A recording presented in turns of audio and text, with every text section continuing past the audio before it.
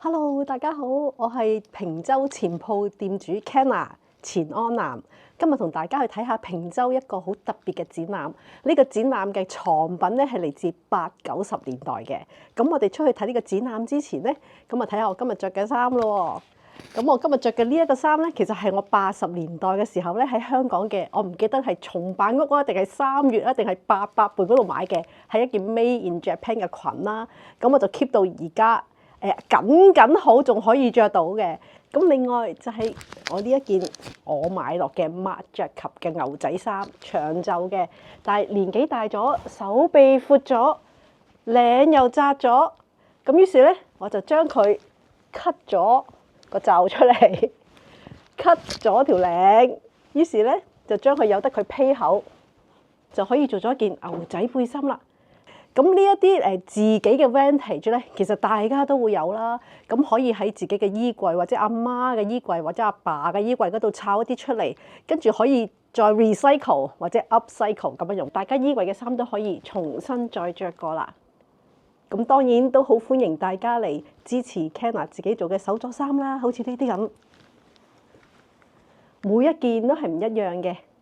絕對係唔會同人哋撞衫㗎。咁而家我哋一齊出去睇下呢個80、90年代香港樂壇好重要嘅藏品，平洲戲院展出，一齊過去睇下。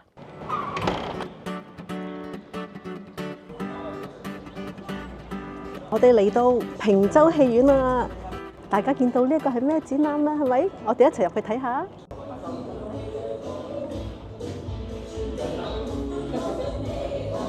今次呢個展覽係我第一位平洲街坊 Eddie 舉辦嘅活動，現場所有嘅展品都係佢用咗好多年嘅時間同埋毅力慢慢收集翻嚟嘅心血。等我揾佢講兩句先。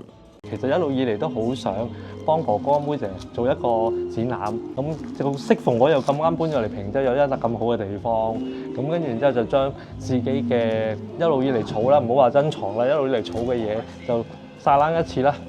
所以個名咧，今次個名我哋咧都叫做最後一次，亦都係我嘅第一次。咦，識貨喎你？識貨啊你？我攞呢隻啦。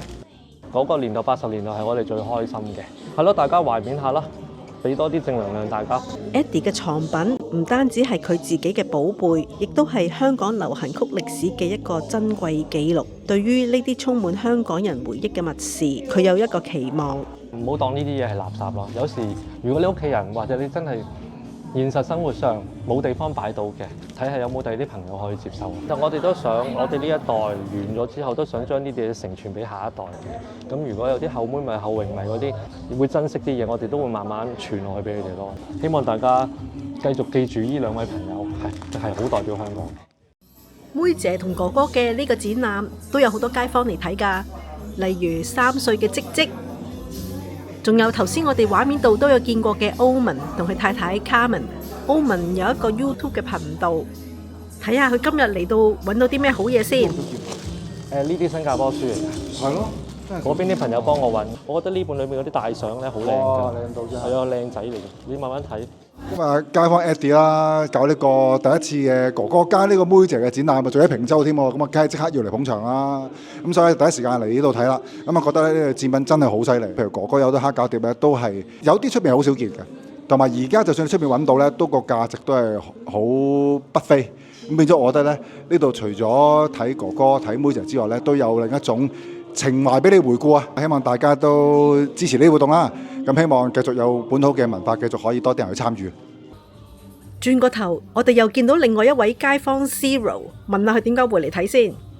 我都唔係話特別迷佢哋，但係就好好奇。但係點知咧，我一嚟到咧，見到咧嗰個展覽裏邊咧，譬如有佢哋好大型嘅相啦、海報、剪報，譬如我一手拎住咧，見到有譬如可能 Nasty 嘅有關嘅剪報啦，佢都一一剪貼出嚟咯。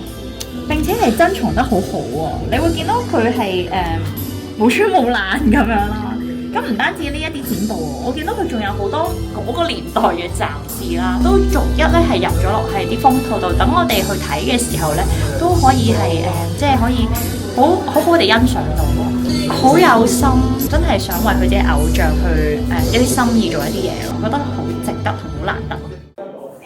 人生都只不過係似水流年，有啲物品人哋覺得好普通，但係就見證咗自己嘅成長同埋藏於心底嘅故事。